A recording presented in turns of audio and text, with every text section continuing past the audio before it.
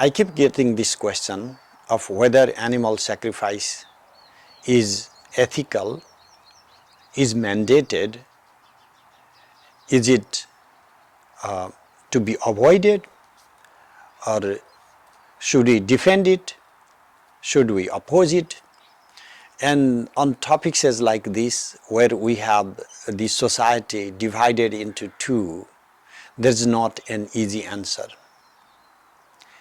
I myself grew up in a Shakta family, participating and observing Kali rituals with animal sacrifice till I got my own conscience and stopped these observations since age 16,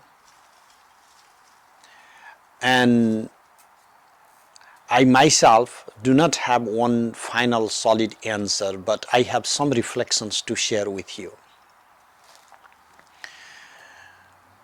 The people who say animal sacrifice is mandated for two reasons. One, it's integral to culture, and two, it is mandated in Shastras.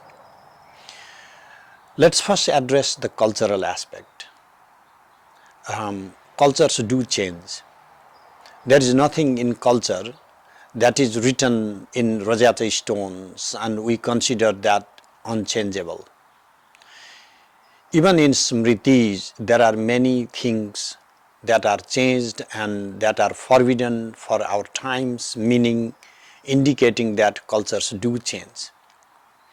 So if the time is to change, just by citing this is a practice does not satisfy.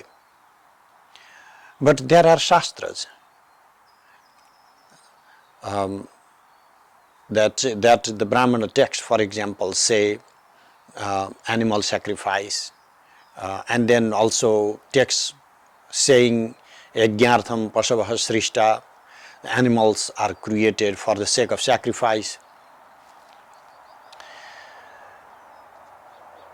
There are 2 points within this Shastric conversation though. Number one, when the Shastras talk about animal sacrifice, they are not only referring to goats or chicken. Humans are included within it. And when people cite of culture, we do know that human sacrifice had remained a big part of sacrifice in history, but we do not practice that anymore, do we? But going beyond that point, let's explore the Shastras. From the Hindu perspective, there are 6 major darshanas or philosophies that give us the ways, drishti, the view, to look into the things, to explore reality. Among them, only one school, Mimamsa, mandates Vedic rituals and supports animal sacrifice, and the rest, Sankhya, it considers papa associated with himsa, violence, killing, even in sacrificial context. And yoga begins with ahimsa because that is the first of the yama. And Nyaya and Vaisheshika also explore apavarga, liberation, and they are not in the text of the ritual paradigm. And Vedanta in particular rejects the ritual context and the paradigm and focuses on moksha, liberation. But here is the point. When you ask a Hindu, what do you seek in your life? Most will say, I seek liberation. Now, when you cite Shastra, could you show me any reference to where it says that you have to kill animal for moksha, for liberation? None. For bhoga, for achieving the goals momentary here on earth, and maybe swarga, but not moksha, never. And when Shastras talk about animal sacrifice, there is one more point. There never is the case that Shastras allow you to kill an animal outside of the yajna, the sacrificial ritual. Now, if you are defending animal sacrifice because you are a meat eater, you have to think very closely. There is no moral justification for eating meat that is coming from an animal that is killed outside of the ritual context. So any meat you buy from supermarket, any animal that's killed in the slaughterhouse is not killed in any sacrificial context. So there goes the Shastric perspective. But let's come more to humane side, because what it is that we are ought to do, that is for the greater welfare, for the humanity, and for all other sentient beings. Of course, if you yourself participate in any killing of the animal, you would feel the pain that the animal feels. You will feel the blood oozing out. And for anybody who is defending animal sacrifice, he should not hire somebody else to kill the animal for him. He should be the person to kill the animal. If you don't even have that much courage, if you are so gutless, why do you defend it? Now comes the point of Kali. How can you worship Chamunda? How can you worship Kali? You know what?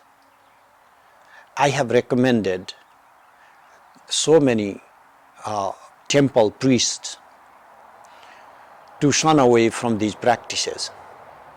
How dare do I do that?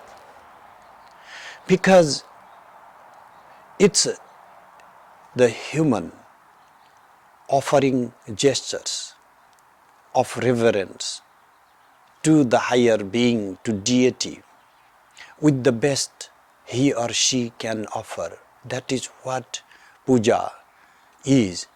That is what naivedya is. There is no particular object the deity demands. The objects are your and yours to decide. So if you can substitute one ritual object to the next, when you substitute gold for kusha grass, for example, if you know anything about Hindu rituals, you would know that gold rings are substituted with the grass ring. How can you not see that you can substitute an animal for the same sacrifice? Now, if you go look into it from the changing dynamics of cultures, we are evolving into a society seeking liberation of all, and we cannot reserve ourselves for a mere personal quest. And when you worship Shiva, how can you think even of violence, whether that is projected towards the human or any other animal for that matter? You are a Pashupata. Pashupata who worships Pashupati. Pashupati is the lord of Pashu, and Pashu is animal.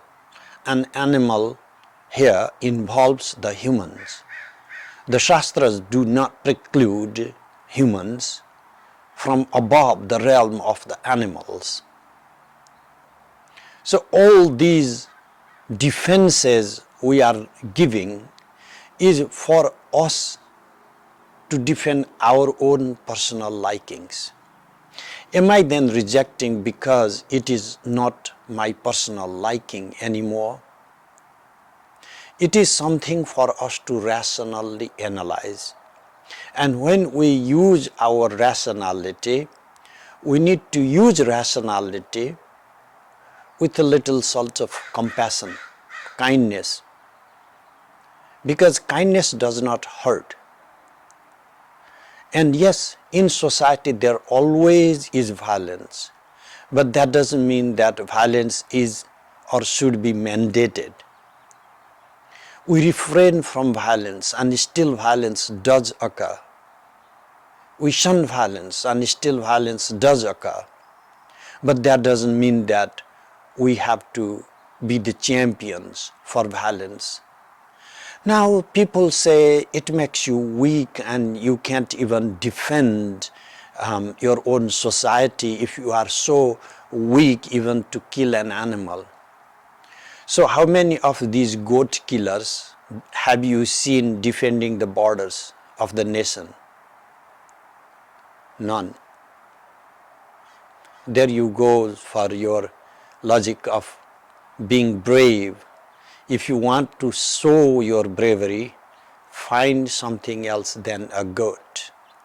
For more free teachings from Acharya Sthaneshwar, visit www.vimarshafoundation.org. And if you learned something from this post, share it with a friend.